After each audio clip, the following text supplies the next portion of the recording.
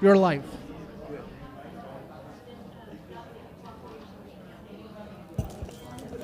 Good afternoon. Welcome to the work session. Today is Monday, August 25th. It's a good day. It is approximately 1 p.m. I'm Mayor Eric Enriquez. We will start with a moment of silence for the brave men and women of the United States Armed Forces, as well as our local police and fire department.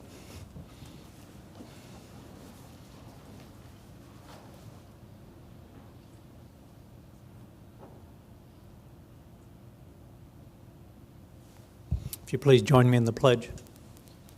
I pledge allegiance to the flag of the United States of America and to the republic for which it stands, one nation, under God, indivisible, with liberty and justice for all.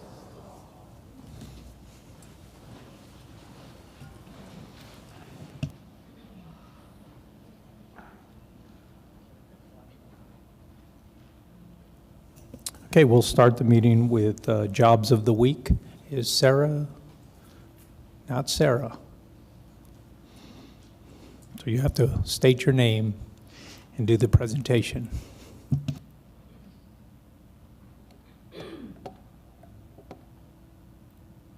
Good afternoon, everyone. My name is Giselle Palomares. I am the one-stop operator for America's Job Center. For the jobs of this week, we have for City of Las Cruces, they are hiring an active transportation coordinator. This is a continuous posting, and they pays anywhere between $58,000 to $83,000. City of Las Cruces is also hiring an IT support technician. This pays $24 an hour and 87 cents, and it closes on September 8th. Mesilla Valley Community of Hope is hiring for a Social Security representative. This closes on September 17th, and Mesilla Valley Community of Hope is also hiring a coordinated entry specialist, and this closes on September 17th as well. Independent Delivery is hiring a delivery driver helper, and the pay depends on experience, and it closes on September 14th. They are also hiring a seasonal delivery driver, and the pay is depending on experience and closes on September 14th as well. And NMSU is hiring a marketing communications specialist, which pays $48,000 a year, and it closes on September 13th. For events coming up for America's Job Center, we have a Mountain Shadows hiring event at our AJC office located on Alameda on September 3rd. On September 9th, we have Career Essentials at the HSD in Anthony. On the 10th and 26th of September, H&R Block is having a recruitment event in our office as well. On the 17th of September, Community of Hope, we will be hosting a job readiness mock interview event at their location. And every Tuesday, America's Job Center is present in Hatch to provide assistance with career pathways and unemployment claims. As always, to communicate with America's Job Center, you can contact us at 575-524-6250. We are located on 226 South Alameda Boulevard. Thank you. Thank you, Giselle. Next is Pets of the Week. Carol.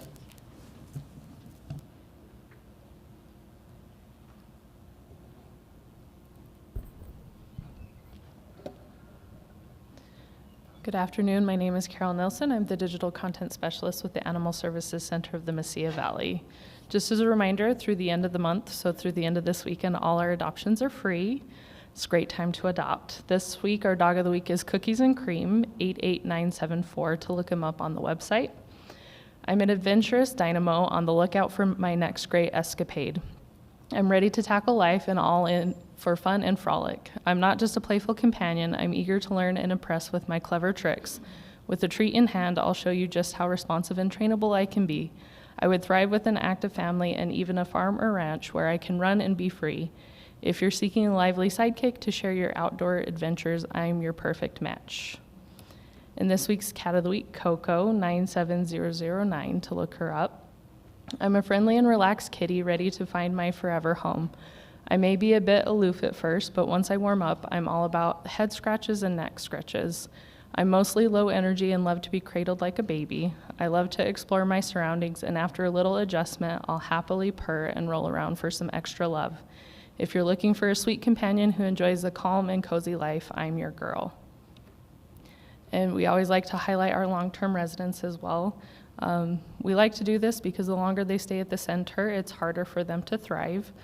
So we'd love to see them get out ASAP. Boxer has been with us 239 days, along with Pickle, also 239 days. Cosette 231, and Coral 218. And Coral's been on a few field trips lately, so she's ready to go home. So this weekend's event, we're actually going to be at Tractor Supply on Friday, the 29th from 9 to 12, so definitely come on by and check out our adoptable pets. And as always, feel free to visit our website or our social media for more information. Thank you. Thank you, Carol. Next, we'll get to our agenda items. The first one is 3.1, City of Las Cruces Economic Outlook. And Monica Torres.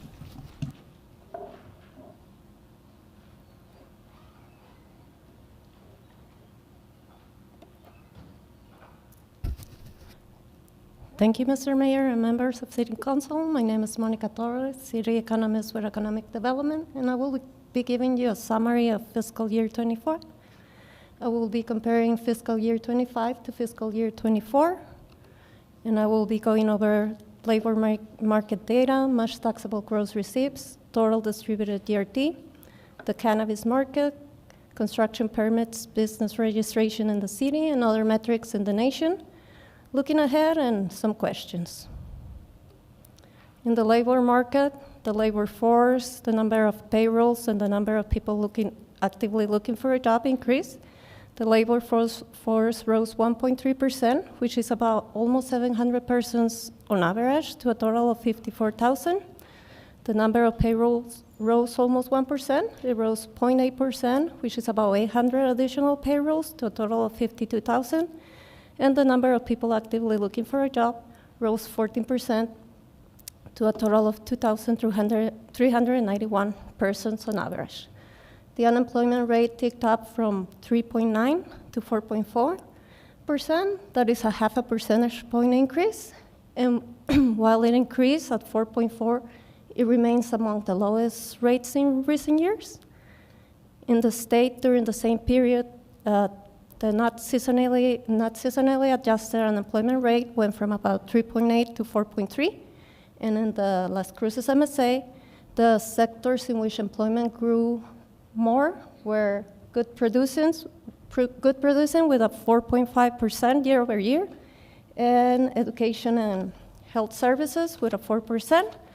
On the other hand, the sectors in which employment declined were leisure and hospitality with a 3.7 change, and other services with 3.6% change. Matched taxable gross receipts are a good measure of economic activity, as tax payments are matched to reported receipts for each taxpayer by industry. In fiscal year 25, the all industry sector rose 3.5%, which is about 144 additional million to a total of 4.2 billion, not adjusted for inflation. The three main contributor sectors were retail trade, which accounts for about 31%, healthcare and social assistance, which is about 15%, and construction, about 11%. These three sectors make almost 60% of the total industry matched taxable gross receipts. Retail trade declined 0.8% to a total of 1.3 billion. Healthcare and social assistance declined 0.4%, a total of 633 million. While construction rose 18% to a total of 468 million. Gross receipts increased about 3.4% in fiscal year 25 as compared to fiscal year 24. That's about an additional 4.4 million to a total of 132.5 million. After adjusting for inflation, ERT rose 0.6%. December 23 marked a new high for December data, outpacing December 24, outpacing December 22, which was the largest December on record, for about 1.3 million. On regards to the cannabis market, all the categories have been trending down. Total sales declined 8% to a total of about 34.9. Adult use sales declined 5% to a total of about 24.3 million, while the largest decline was in medical use sales with a 14% decline. Adult use sales were about 68% of total sales in fiscal year 24, and about 70% of total sales in fiscal year 25. There was also a decline in the excise tax of about 18%, which is about to a total of about 700,000. And also, the excise tax was scheduled to increase 1 percentage point from 12% to 13% this past July. And last, in the county, the number of medical cannabis licenses dropped about 11% on a year-over-year basis to a total of 7.7 thousand. It appears the trend is changing in recent months, but it's too soon to determine. We need more data to see if it is an actual change. And in other metrics, the number of residential permits in the city declined 10%, which is about 67 less permits to a total of 625. On the other hand, new business registration increased about 9%, which is about 46 additional permits to a total of 587. In the nation, the average 30-year mortgage rate went from about 7% to 6.7%, while the estimated effective federal fund rates for the period went from about 5.3 to 4.7%. And the target for the federal funds rate was left unchanged in the July meeting to a range between 4.25% and 4.5%. The next meeting in September, there's a possibility for a rate cut. And last, inflation as measured by CPI, not seasonally adjusted, has been trending down. For fiscal year 24, it was about 3.3. For fiscal year 25, it was about 2.6. It's trending down. It remains somewhat elevated.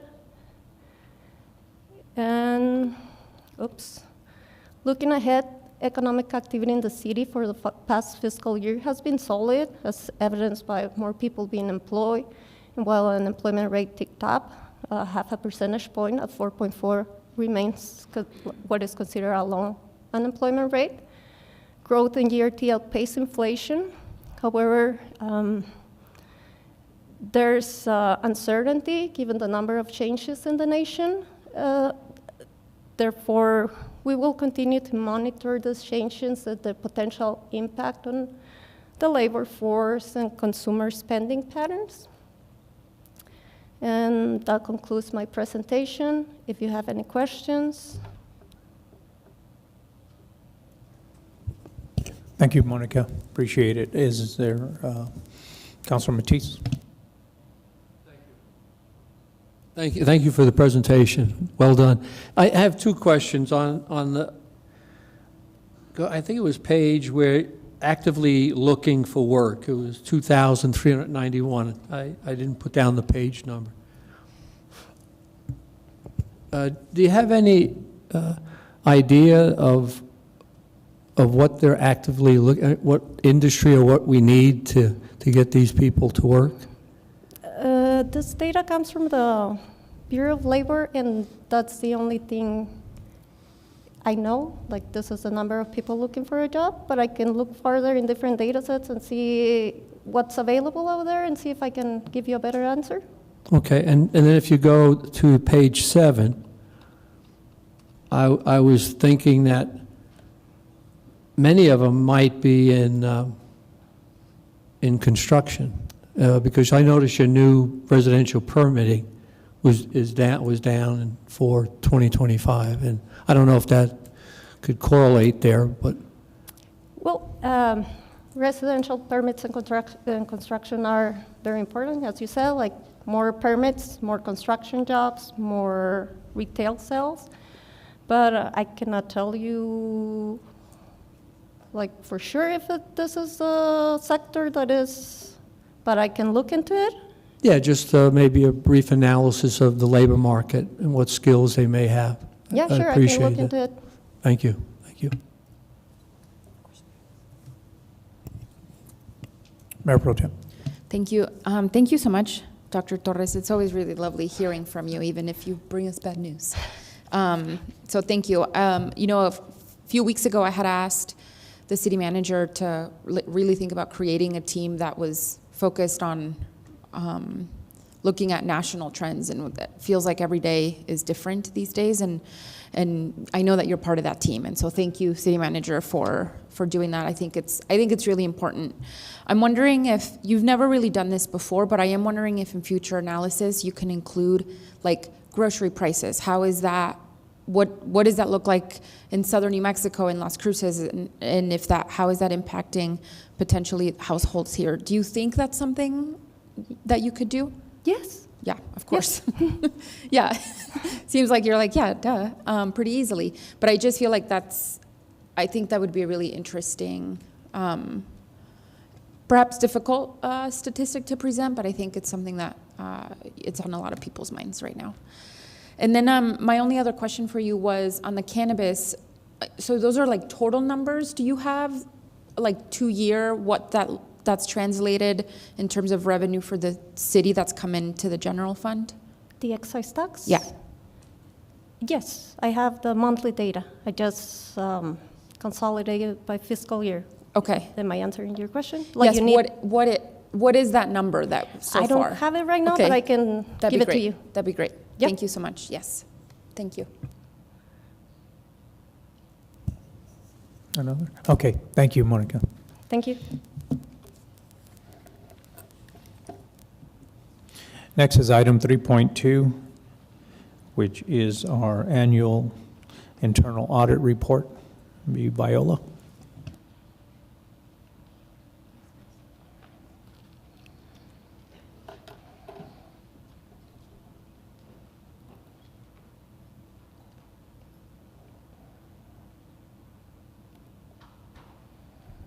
Okay, thank you. Good afternoon, Mr. Mayor, Councilors. My name is Viola Perea. I'm the City Auditor. Today I'm going to be presenting to you the annual internal audit report for FY25. This report will summarize the internal audit activities for the past fiscal year. Internal audit is a program in the line of business of the Office of the City Manager, and the City Auditor manages the program and reports directly to the City Manager. The mission of internal audit is to provide compliance and assurance services to City Council, the City Manager, and all organizational units of the city, so the public will be confident that city government is protecting valuable resources and operating ethically, effectively, efficiently, and transparently. The Accountability in Government Ordinance was created to further the mission of the city and to align internal audit with best practices, and it also created the city's Oversight Committee. Our Oversight Committee consists of 5 members, 3 of which are residents of the city, and they each have a staggered 3-year term. And 2 members are comprised of the mayor or mayor pro tem and 1 city councilor who is appointed annually. Both of these 2 positions are non-voting ex officio members. The Oversight Committee is tasked with reviewing completed internal audit reports and may provide comments on completed reports that are included in the final internal audit reports that are posted.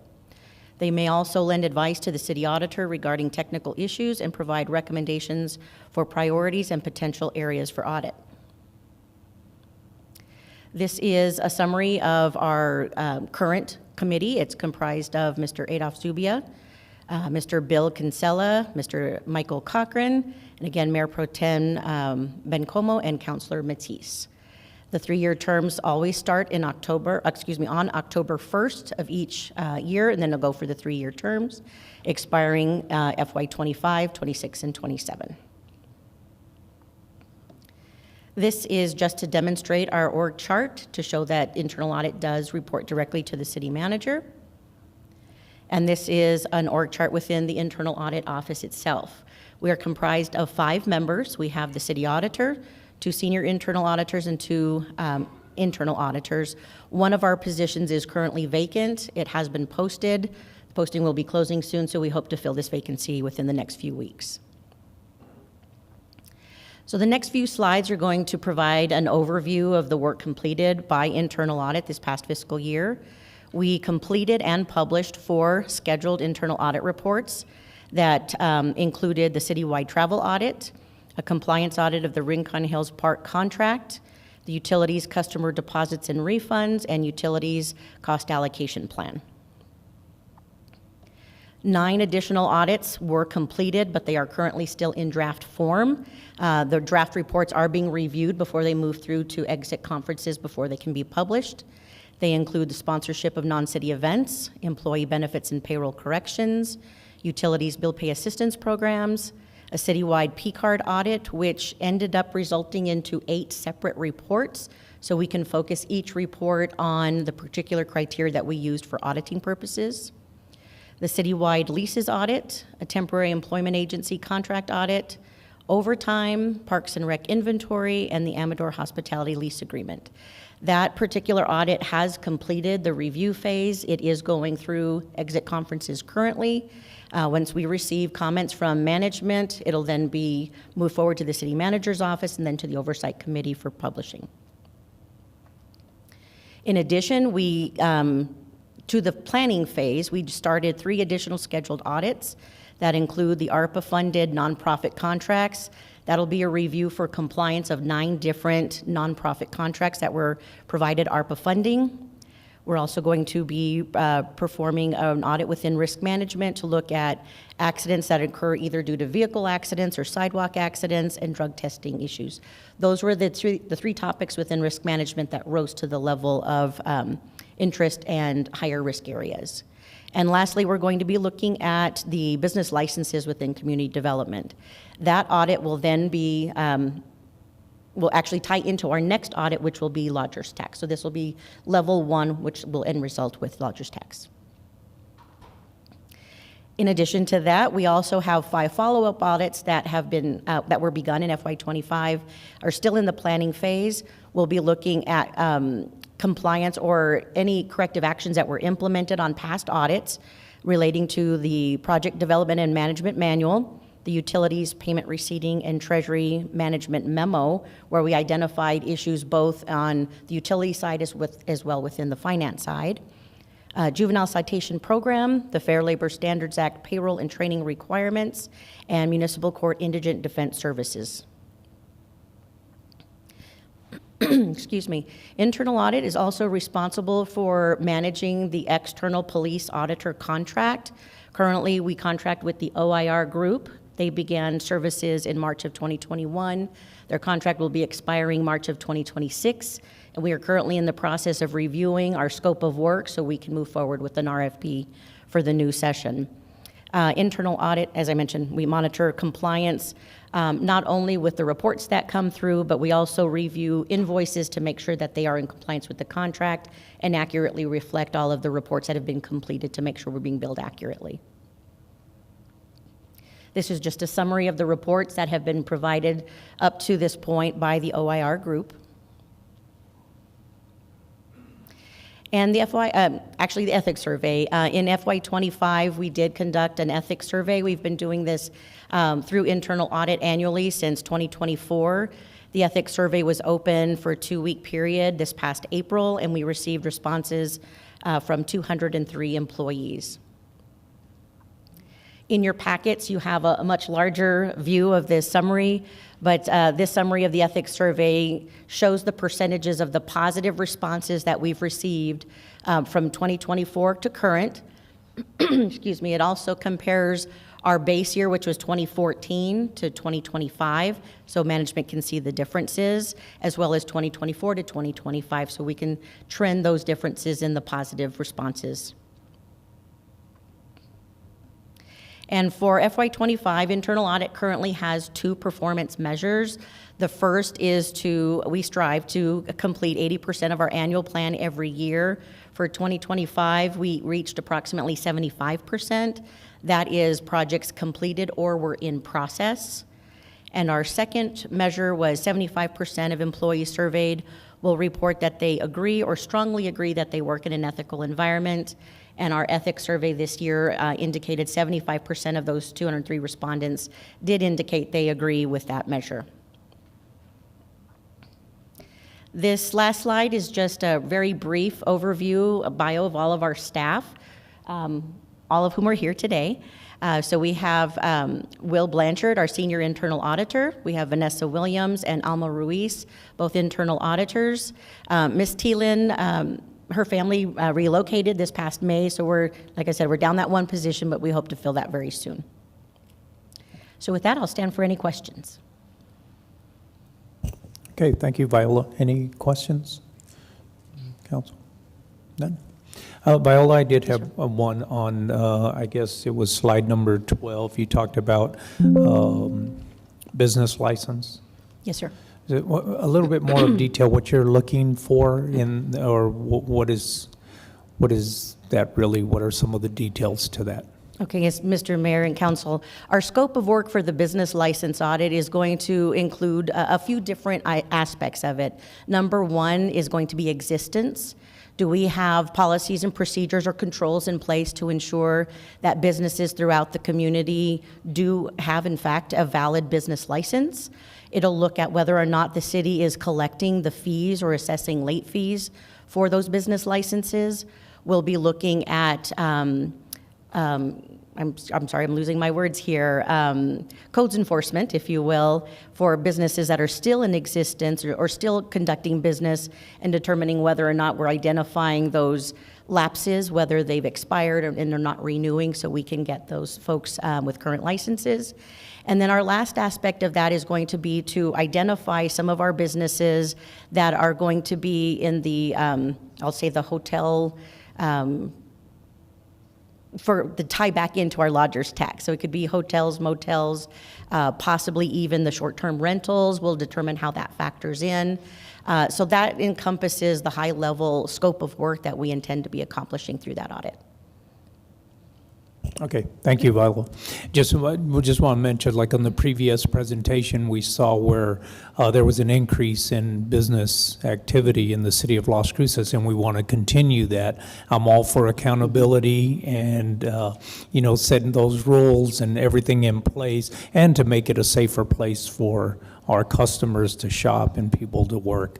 But we also want to be business friendly, so we want to be very transparent with those rules or guidelines and things that are taking place as to why it's being done. So now that's why I was inquiring about that. We want to make sure that we continue that upward direction of more businesses coming to Las Cruces.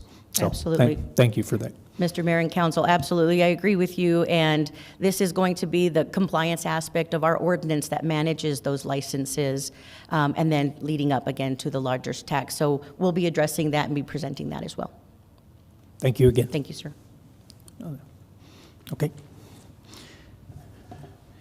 Next, we'll move up to item 3.3, which is Improve Las Cruces Community Improvement Bonds.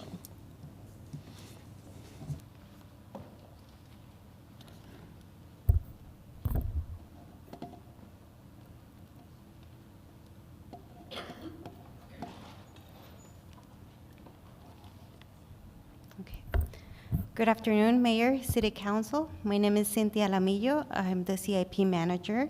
Joining me today is Leslie Doyle, Finance Director, and Sara Gonzalez, Interim Community Development Director. Together, we will be facilitating today's presentation, which is to provide an overview of the recently approved gross receipt tax increase, and we will introduce a list of projects to begin the conversation about identifying shared priorities. As a city, we continue to face a challenge of funding, because we have limited funding, but then our need for capital projects and the maintenance of our current infrastructure, it continues to grow. So we always have this dilemma about how can we continue to maintain our facilities while we continue to support the growth of the city of Las Cruces.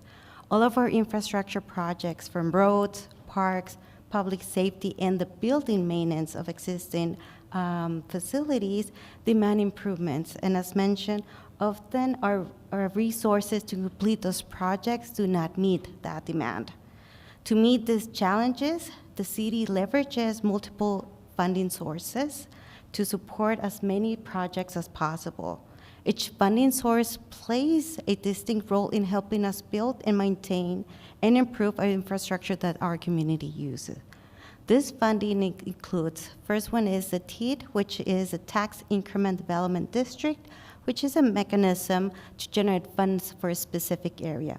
We have grants that I always know we use state and federal grants. We also rely on capital outlay, which each year we identify a list of priorities so the legislation can consider to fund. We have several impact fees, included the park impact fees that is used to develop new parks. We have loans and go bonds that are usually meant for large, significant capital projects. We also have the new funding source, which is the increase in GRT. And this will provide a recurring source, reliable source of revenue to support capital projects and maintenance projects.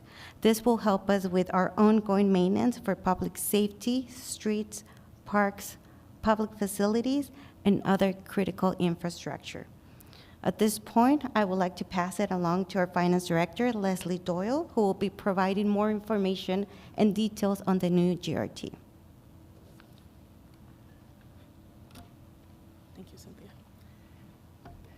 Good afternoon, Mayor, City Council. I do want to provide some context for the new funding source that was just mentioned. For the first year, we are going to assume that we have an $11.5 million collection, with subsequent years increasing by 3% annually. We will also be receiving bond proceeds every 2 years, and annually we will have an $8.8 million debt service requirement. The remainder of 2.7, which is the difference in what we receive versus what we have to pay in debt service, will be considered for maintenance of our current facilities. And of the bonds that we receive, 85% must be spent within 3 years and fully expended within 5 years. So I just threw a whole bunch of numbers at you, so I'm going to try and simplify it for year one to try and make it a little more digestible, because that's a lot. In year one, we will collect $11.5 million in GRT. We will receive $20 million in bonds, and of that $11.5 million that we received, we will pay $8.8 in annual debt service. Any amount collected over the $8.8 in debt service will be considered the remainder and can be used for facility maintenance. So before you is a finance summary of 16 years. While this is only for 16 years, this cycling will continue in perpetuity. So you can see both the GRT and the remainders will continue, and that's due to the 3% increase that we are expecting. However, the debt service will remain the same over the 16 years at $8.8 million per year. So as an example, for the first 4 years, we will receive $48 million in GRT collections. We will pay $35 million, and the remainder is the $13 million that we will have for the facilities maintenance. I should note, that $13 million is not subject to the same time restrictions that the bond proceeds are, so that can roll over for as long as we do not spend it.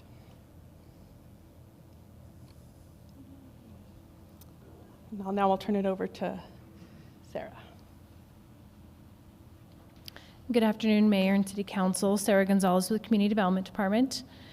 So why are we here today? This is to start the conversations of essentially putting in our priorities on the project list so we can start to outline what our next steps are going to be. Through department collaboration and through CIP project list, to outline the 4 criteria that GRT was basically increased on last year through the voting process, which identified streets, parks, public facilities, and public safety. Staff came up with a list working with these departments to say these need to become the priorities. So we've identified the needs of the community in the city.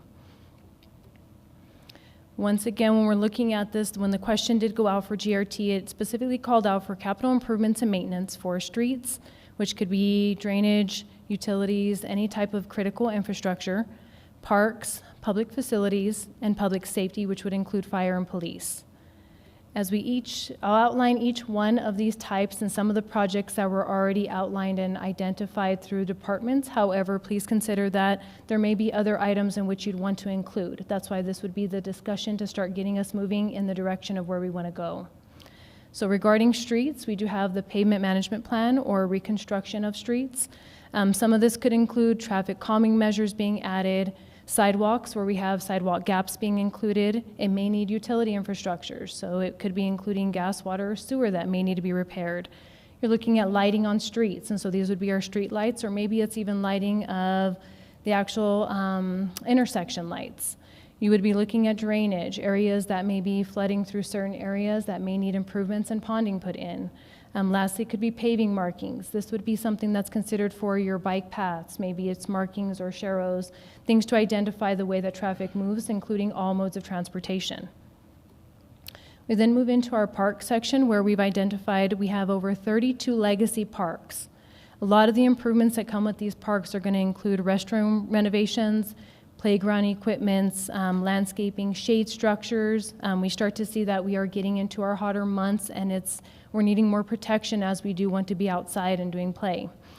We have trail connections and gaps and improvements, and so it's identifying those locations where the trail system may be expanded or may need improvements because they're used quite often due to the limited amount of trail systems we have. Lastly would be possibly a new recreation center.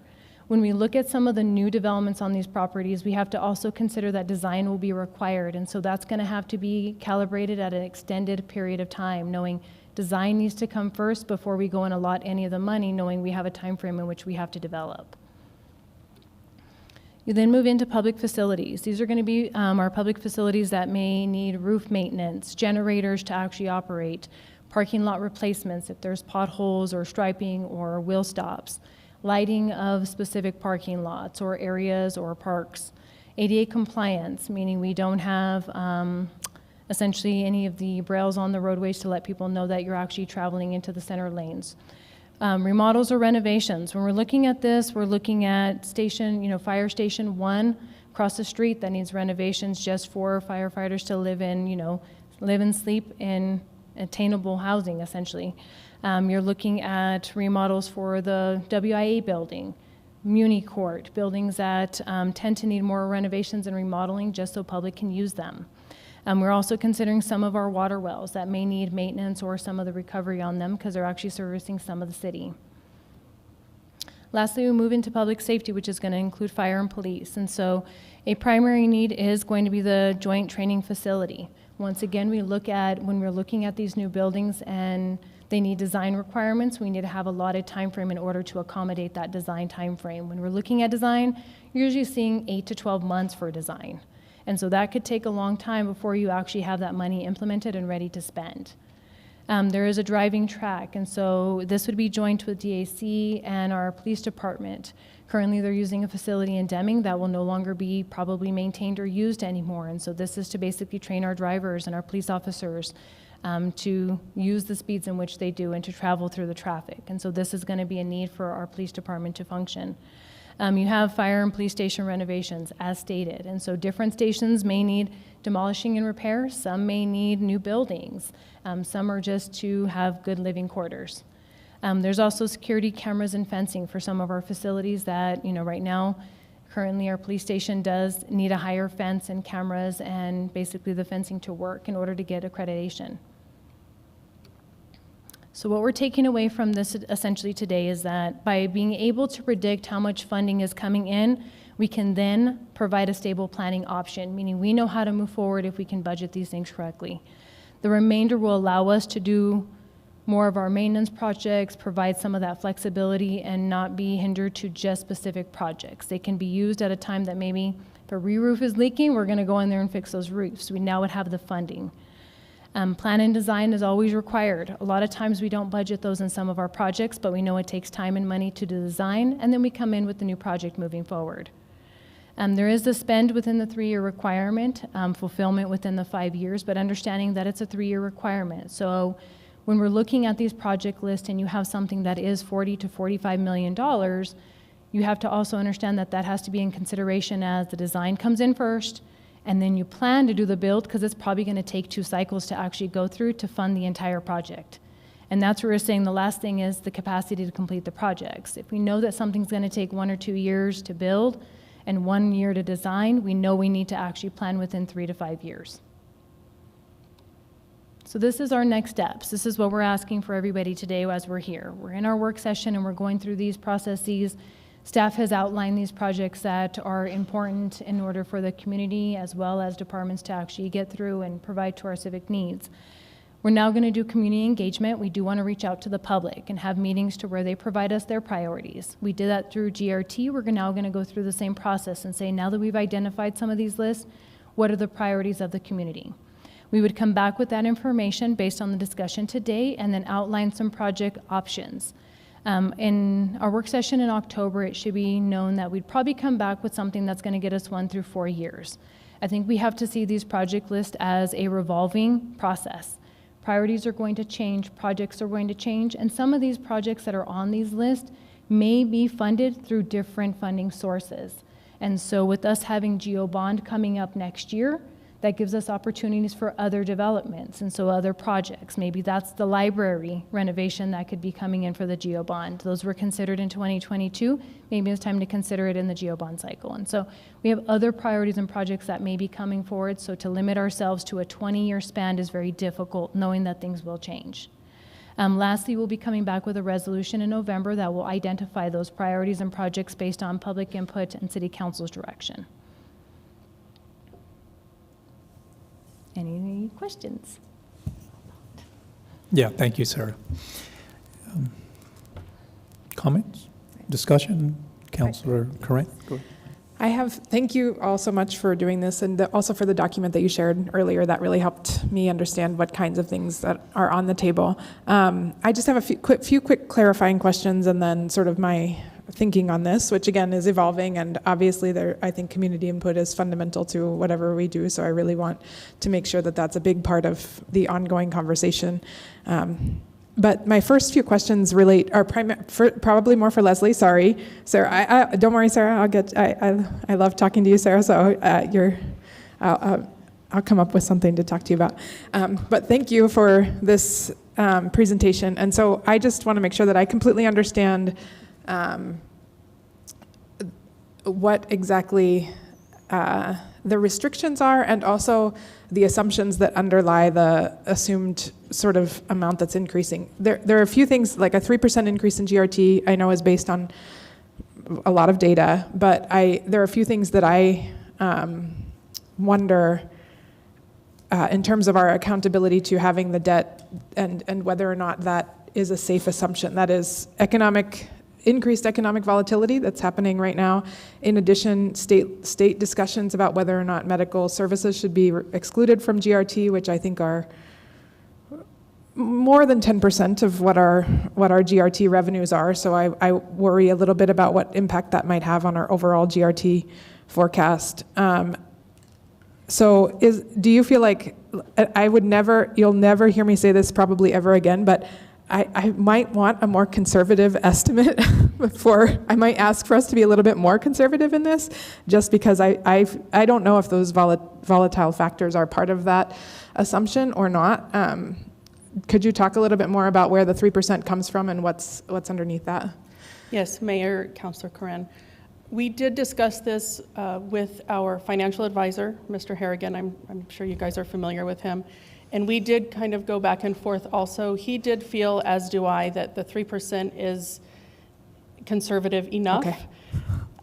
And so I am comfortable that we would definitely have the 8.8 million for the debt service. I do feel like the 3% is, if you look at how we have trended overall, that is also a number that I am comfortable with. Okay.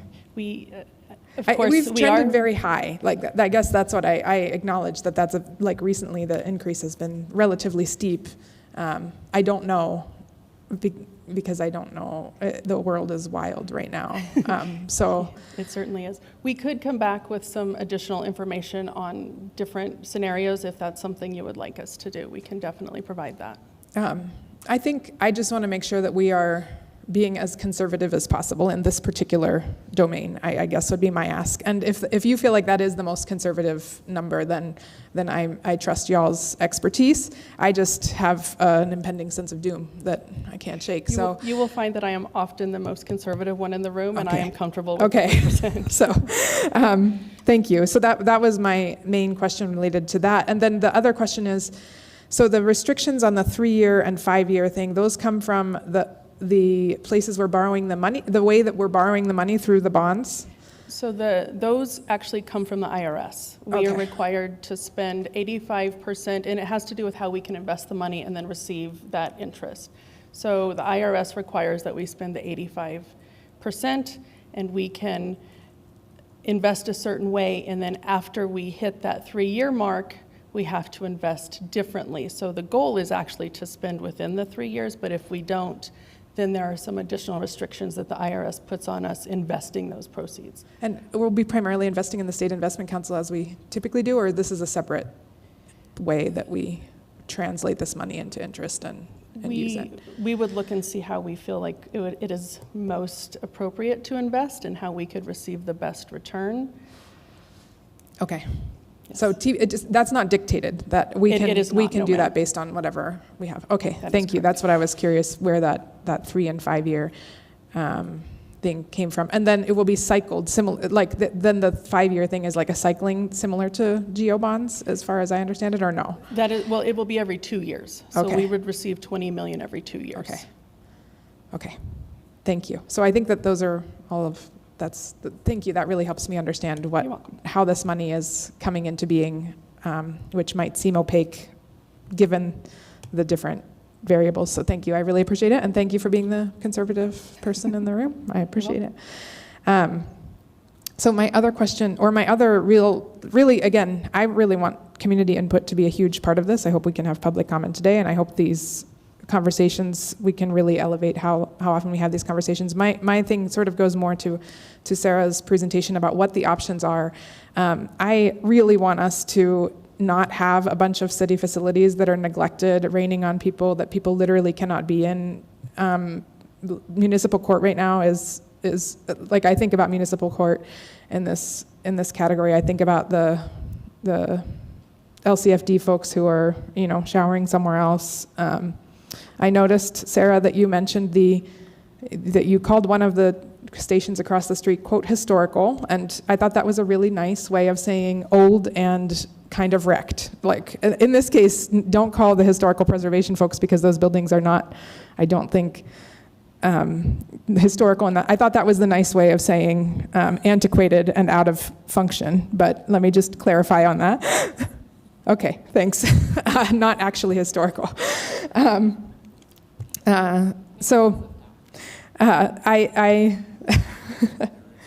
It's historical. Okay. Do you want a little plaque that says the mayor of Las Cruces worked here? It's like the roof is falling in. You don't want that, I'm pretty sure. When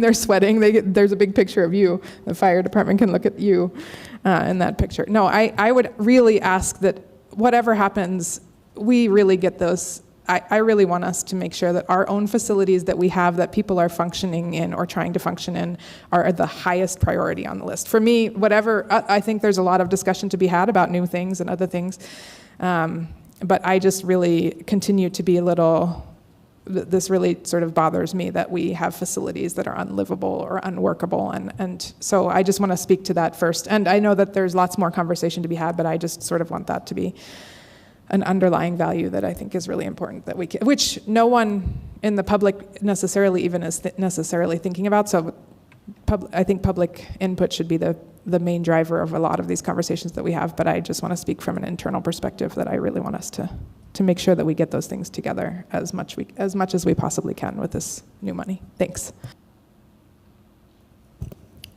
Thank you. Councilor McClure. Thank you. I just wanted to acknowledge kind of what you said too about different funding sources. I think at the MPO we were thinking about trails and some of the outdoor economic grants that might be available and tie those things together.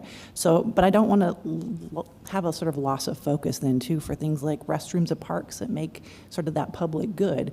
And I think, you know, given that I see similar shirts here, the public good is the library, right? And we're not sure how those funding sources will be going. So having some sort of assurance that we know that that is something that encapsulates a lot of different things for our community, I just want to highlight that too. I had some meetings last week as well with some folks for the Hatfield area, for detention ponds. And I know that could be another funding source as well. Capital outlay may be in play with that. I'm not entirely sure, but I just want to make sure that for people where the city kind of grew around them, I'd like to make sure that they have adequate drainage, that we're not catching up with the silt that kind of comes into their front yards and washes it away. So things like that in terms of public good is something that I'd really like to focus on. Thank you. Mayor Pro Tem. Thank you. Thank you to this team and whoever else is behind this team. I really appreciate it. I'm very excited to have you all on board leading this with all of your different expertise. So thank you. I think you, Councilor Corrin, there's a couple of questions that got answered as you were trying to clarify for yourself and for the public for sure. So thank you. I am curious in terms of some of the projects that have been put forth by staff, what has design already and what doesn't? Like, do you feel like mostly there's projects that need to be funded for design, or do you feel like there's a sort of equal balance? Mayor Pro Tem, and City Council, I would say out of the projects that were identified currently right now, the library is the closest one to being completely designed. When we're looking at the other facilities, there were only two that were kind of mentioned throughout the process currently, which would be the Public Safety Joint Complex with Fire Department and the Police Department, and then the other complex would be the Recreation Center. And that's where the consideration comes into, you know, design phase may need to come within maybe years 3 and 4, or redesign in 1 and 2, 3 and 4. And those may be some of the options that we do come back with based on the public input that we do receive. Okay, and we're sort of looking at this in a 16-year term, right? Mayor Pro Tem, that's correct. We would look at it as a 16-year term, but it extends. And so Right. as it goes on, the projects we've identified right now were what can we basically provide that can all be accomplished within that time frame. And so if we can accomplish all of this, now it's getting them in order and prioritizing them to say where we want to actually start. And then knowing that there's going to be increments in between where if you have a design element, if I'm designing in year 1, that means funding would come in part 2 and 3.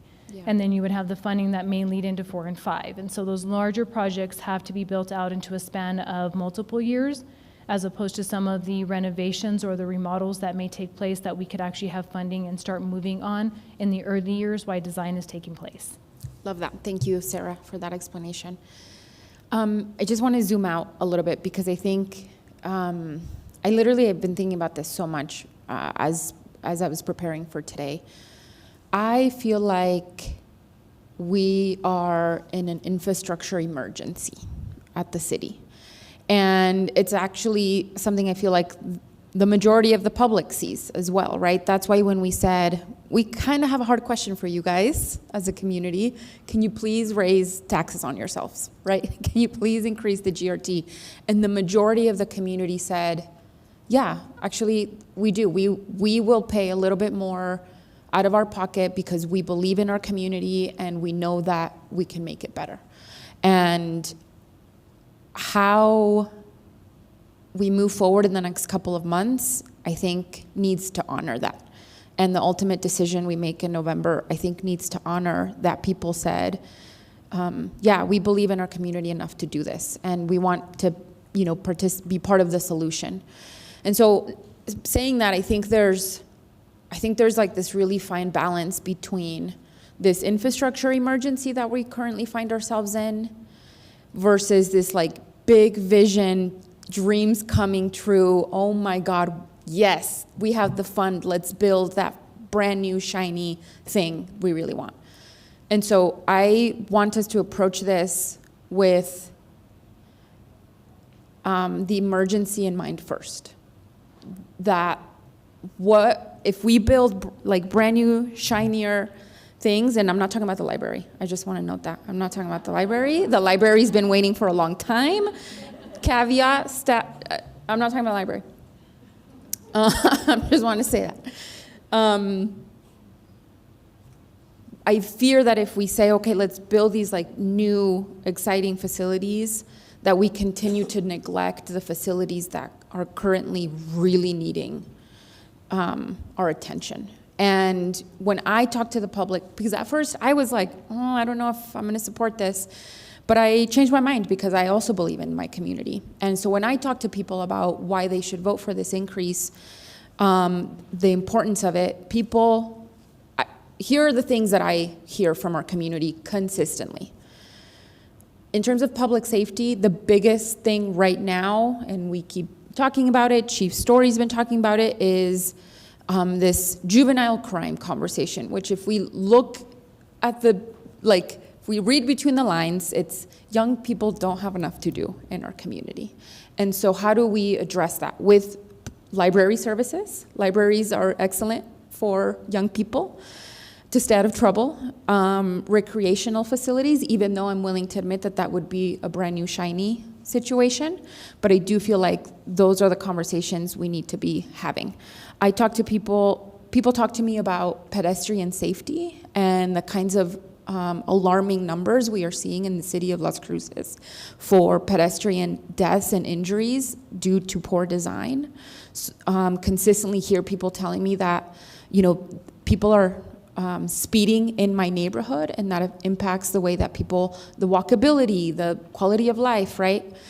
To me, those are all public safety. In addition to, there are leaky roofs at the dorms at station firehouses where people literally live half of their week. Station 1, historic, old, whatever you want to call it, the air conditioner doesn't work.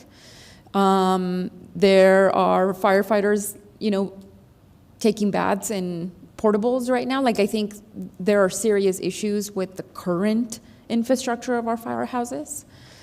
And then the net, and I don't know how we this incorporates into that, but I keep talking about these abandoned neighborhoods and what that team may require. Okay, bear with me, I have a long list. But it all sort of matches with what you presented.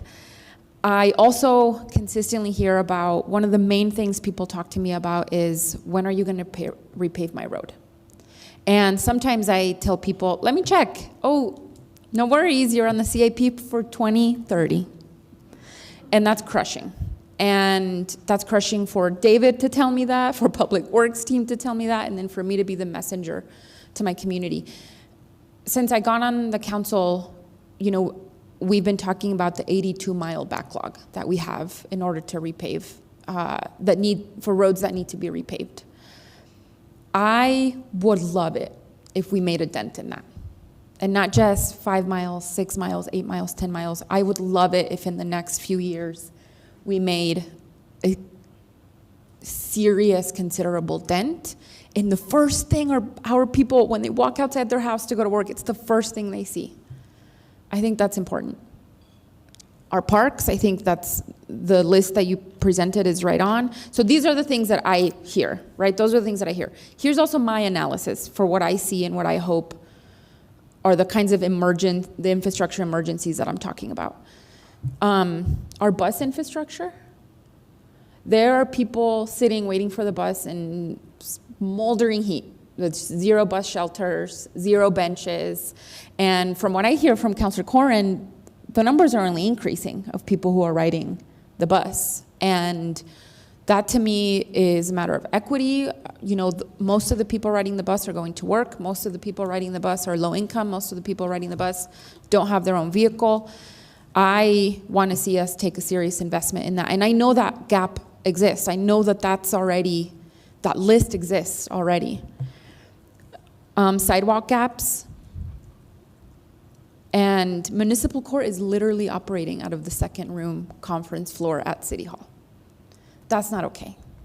That's not okay, and I think we need to seriously consider why that is, and that we know that we use this opportunity to say we will no longer allow ourselves to get to this place with any facility. And the last thing I'll say, and I'll be quiet for now, is that I really want this team to apply an equity lens to everything we do. So if we say, let's do these 2 big road projects, those are dream come true projects, let's do these big 2 road projects on Sonoma Ranch, there's no equity in that. We just have to be honest about where there are newer neighborhoods, where there are neighborhoods that have more resources, where there are neighborhoods that already have complete streets, and where there aren't, and where we haven't invested. And so I really want us to have a serious, apply an equity lens to the projects and in terms of how they rise in the priority list. Let me just scroll through my list. I'm pretty sure that's it. My last question, I really, if you already have a plan for community engagement, I would love to hear about it now. If you don't, that's okay. I'm just curious how many you're planning on having, where, and then I want to put a plug that as city councilor for my district meeting, I would like it to be around this. Yeah, thank you, Cynthia. Mayor, Council, and Mayor Pro Tem, we currently do not have a solid community engagement plan, but we know that that's the initiative as our next step, and we do want to develop a robust plan. We'll be working with other city departments, including communications, to make sure we tackle as many opportunities and resources that we have available. Thank you. I want this to be as robust as possible. Make sure that we have translation services if needed, right? That we are doing marketing in both Spanish and English so that the majority of people, that we have not that we don't love our usual suspects that come to all of our meetings, but I want to make sure that it's as diverse as outreach as possible so that we're hearing from as many folks as possible about the vision that they see for improving Las Cruces. Thank you. Yeah. Councilor Matisse. Like Mayor Pro Tem, I'm just going to rattle on all my ideas and just kind of share them with you. But this is great leveraging. It's really good how you played what we have guaranteed into 20 million, 40 million, 60 million, 80 million, because it looks like there's a lot of fixing to be done that was neglected over the last 15 years or 8 years, 10 years. Anyway, we have a lot of things in the parks, public safety, police department stations. We have so many things that have been neglected only because we didn't have the resources. We didn't have the money. So I think the public will, I'm glad we're having public participation in a lot of it. I think the public's a very important aspect in what these visions will be. On the other side, I think financially, if you have a design done, it's good to move forward on those priorities because it costs more money if you wait on that. The design is done, the money has been spent. You basically know what the cost may be today.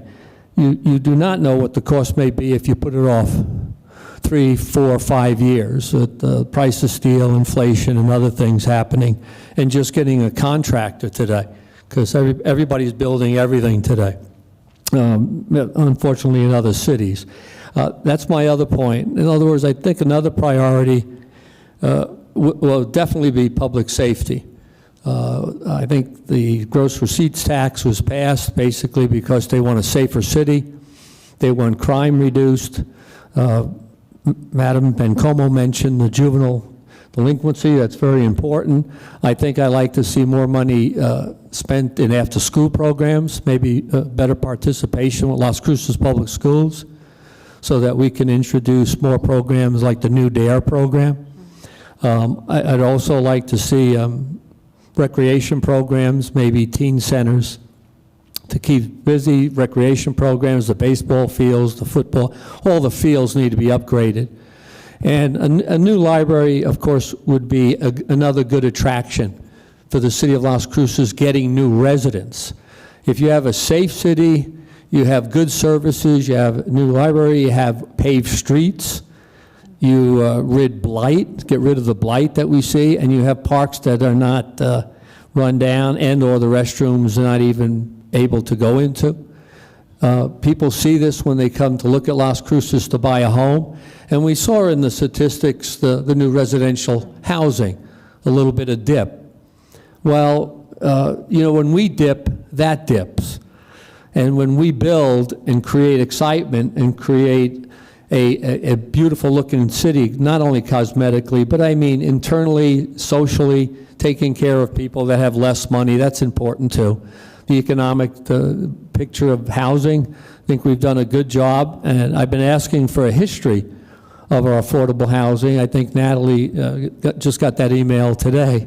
I'd like to see a 20-year history of affordable housing and what it looks like today. And I want to make sure that when we build affordable housing, that we actually monitor it, license it, take care of it, and make sure that it stays nice. We do not have to have things get dilapidated and looking bad. And we've had a habit of doing that. In other words, I'm sorry I was absent in the last 8 or 9 years. I was down in Santa Teresa. I was watching things built. I was watching growth. I was watching companies come in. And that's my other priority. Some of the money has to be spent on ready-built facilities in the industrial park. We have to do more to attract businesses here so we could get those 2,300 people jobs. I don't know if that's the qualification for them to be into that type of employment, whether we could attract contract people that make chips or some type of industrial work out there on that industrial site. It's been kind of dormant. It hasn't really been building like it should be. So maybe we could take some of this 20, 40, 60, 80, 100, 120 million over the next few years and actually make a investment in not only fixing what we need to fix, but adding something that actually attracts new people and attracts new industry and creates a vibrant city that is not growing at 2% and 3%, but is growing at 4% and 5% and maybe even 6%. I'd like to stay the number 2 city in New Mexico. I'm very competitive. I can't see Rio Rancho becoming number 2 and us dropping to number 3. And on ranking, my public safety priority is that our police department, when our starting police officers start, we should be number 2 ranked. That money needs to keep them in the number 2 compensation ranking, not number 8, not number 9, not 7, 5. We're the second largest city in New Mexico. And our public safety officers, both fire department, police department, should actually receive that compensation for being in the second largest city. So that's my pitch, and I'm sorry I talk so much. I usually don't do that, but I had a good breakfast this morning. Thank you very much.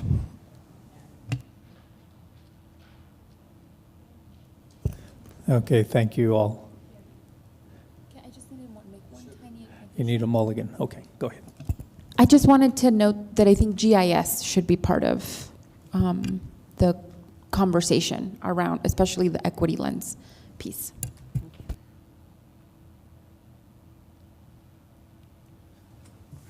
Okay, thanks again. And again, to me, it's a great day. It's a great day because we have a dilemma. Where do we spend our money? But again, I have to say thank you to the voters for passing the increase in the GRT so that we can have these things that we've neglected, that become an emergency, that become a crisis in our community. So this is so good to have. Like, we're not going to please everyone, I understand that, but these are the things that we need to talk about. It'd be great to get the community engagement, and as Mayor Pro Tem had stated, the town hall meetings, like, make sure they're scheduled so everybody has that same opportunity and can have that one-on-one with their counselors in that time to voice their issues. piggyback off of what Councilor Matisse said about being very competitive and not wanting to be number 3. I feel the same way, but I say it a different way. I don't care who's 1, who's 2, or 3. I care who's the best city in New Mexico. And this GRT will give us the opportunity to be the best, to have the things that we need, to have the public safety, to have the quality of life, to have economic development. I want Las Cruces to be the best in the state of New Mexico. So with that, I can share that Fire Station 1 was built in 1964. So yes, it does need to be renovated, fixed, not just piecemeal, not just a roof, not just an AC unit, but really dive in and put some funding into that building so that our firefighters will have a decent place to live, work, and respond. And then with public safety, I know that the dual training facility had been in the talks since 2007. We're going on 20 years now, and nothing has been done. And this is an opportunity not only for the training, like our training, I say ours, not anymore, but in the past, and it still continues. It's scattered everywhere. You have to drive to Deming to do your driving course. You have to drive to, what is that place where the shooting range is at? Another 20 miles. Defensive tactics, wherever you can find a place where there's a vacant building, and then eventually a portable is built. But the training is scattered everywhere. The fire department had the tea time, and then it was like, you're out, find your own place. So they're renting one now. So having a state-of-the-art training facility is a priority for public safety, so we can recruit, we can retain, and we can even share with southern New Mexico to come and train, and it provides even a place not only to share, but maybe there's some an economic value to that as well. But that's what I see with public safety. And being born and raised here, I saw Mearshide as the only facility to go and play basketball and share with volleyball, and now with pickleball, and it's still the only place. So we've neglected that for years, and another rec center would be great. And when Mayor Pro Tem talks about equity, I totally agree. Maybe we need to see something on the west side, a rec center that we can share. But when the growth is going to the east, we want to make sure that the infrastructure, we're not having bottlenecks. We're already seeing them in certain areas. So I do say Lowman needs to be addressed. Angler Road needs to be addressed. All those places where we've had increased housing, we've got to protect our city with those bottlenecks and traffic and accidents and things that will occur to create that public safety. So definitely the GO bond, I think another funding source definitely for the library that has been neglected and needs to be done for sure. And one other item that I wanted to add is maybe we can use a TID funding, but another thing to get out there as a thought is our municipal courts. When they have to relocate every summer to hold court sessions because of the facility that they're in is not adequate, we need to really focus on really prioritizing and finding Muni Court a new home. So those are some of my thoughts. I totally agree, but again, I sit up here with an attitude of gratitude because the voters said yes. Yes to better Las Cruces. Yes to improve Las Cruces. Yes to recover from the things that have been neglected and plan for the future. And 20 years from now, we will be better financially in a position that I say that we're financially stable. And that's the outlook. That's for the future of this community. So it is a dilemma with everybody having different opinions and thoughts and ideas and biases, whatever the case may be. But it's a good thing to have for the betterment of Las Cruces, and I think it's great. So thank you, and again, thank you. A shout out to Chris Favor, spearheading that GRT process and attending all those events to educate and make people aware. So thank you for that. Thank you, Chris. Chris, and the city manager as well. Thank you. Anyone else? Well, I'll go ahead and open it up. If there's any members of the public that want to come and say a few words or share, I guess it'd be a good opportunity. I see a lot of the Friends of the Library. If they just want to have maybe a dedicated spokesperson, maybe one or two would be fine. That's up to you.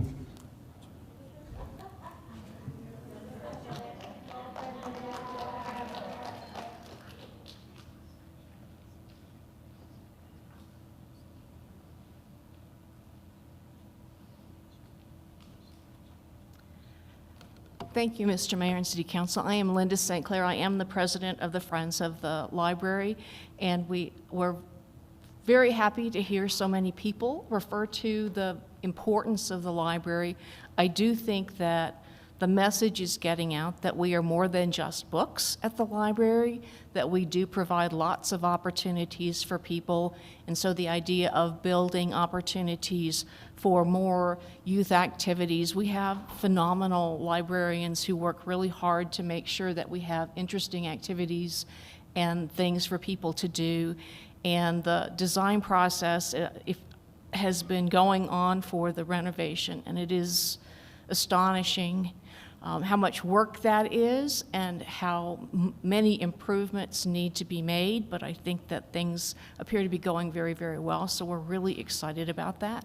So if you ever have any questions about what the Friends of the Library are doing, you're always welcome to come and get in touch with us.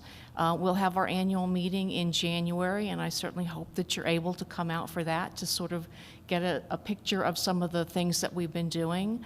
The library supports so many different aspects of our community and provides, shelter during hot days and water and serves as a cooling center and things. It is so much more than books, and it definitely is a place where anyone can come and feel they can just be and do and look at books and look at the internet and connect in all sorts of ways. So we really appreciate the support that we've gotten from the city government and look forward to continuing that positive relationship. Thank you very much.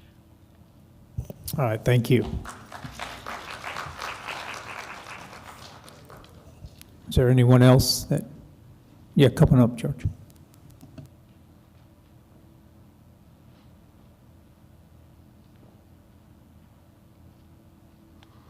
Good afternoon. I'm George Pearson.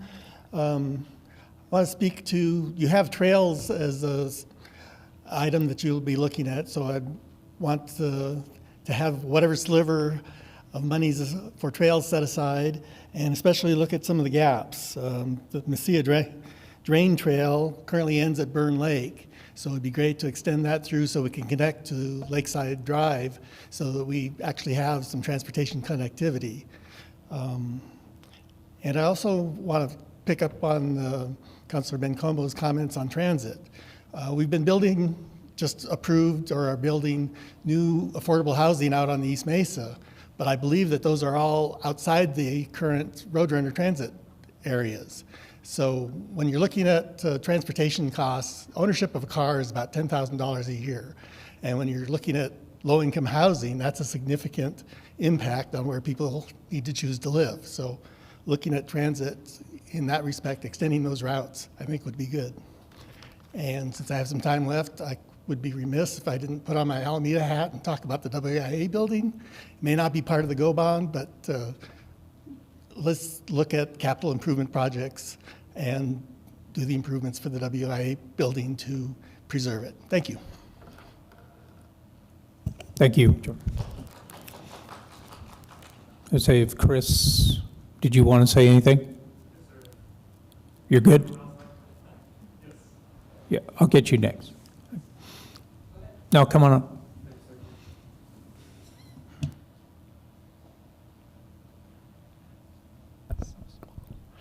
My name is Chris Johnson, president of Las Cruces Professional Firefighters, Local 2362.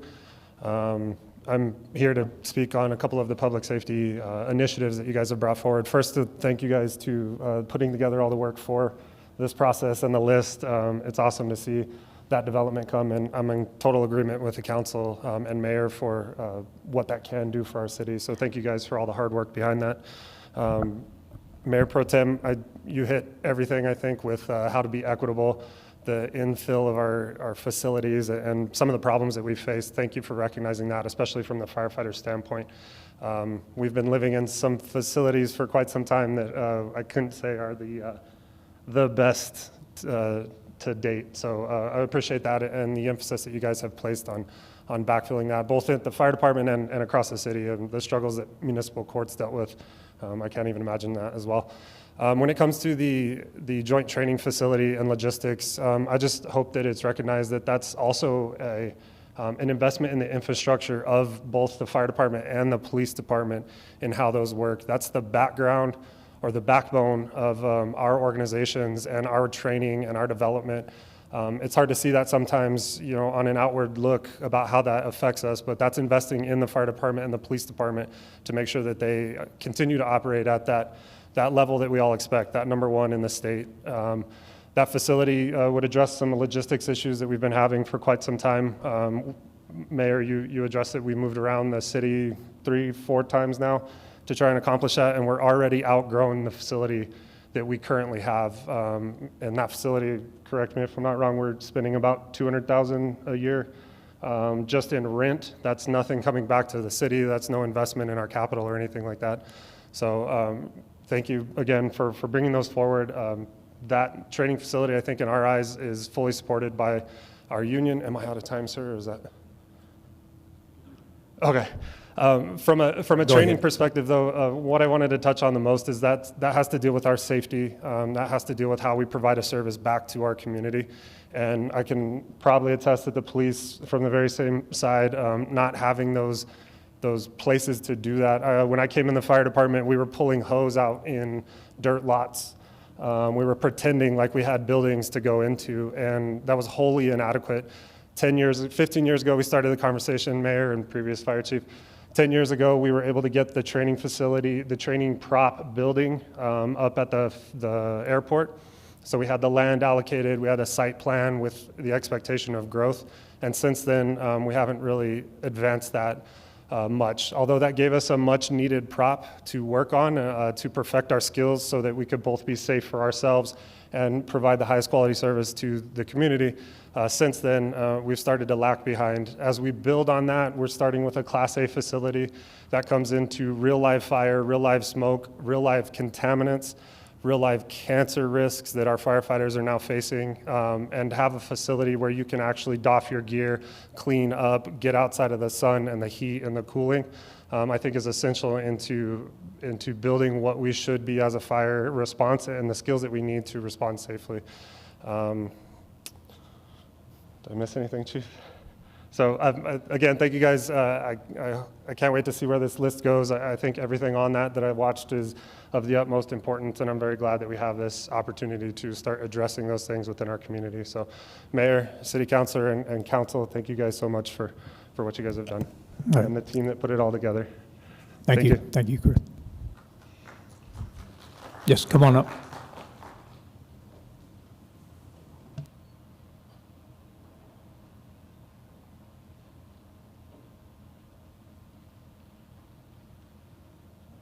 Thank you, Mr. Mayor, City Council. My name is Lucas Herndon. I'm a resident of District 2. And thank you for having this discussion. It is something to be excited about. As you stated, Mr. Mayor, that, what a problem to have, right? How do we spend our money to make our city better? Between my various hats that I wear, just being in the community, I have been working with folks and asking the question, if you had the opportunity to make direct improvements to this city, what would you love to see?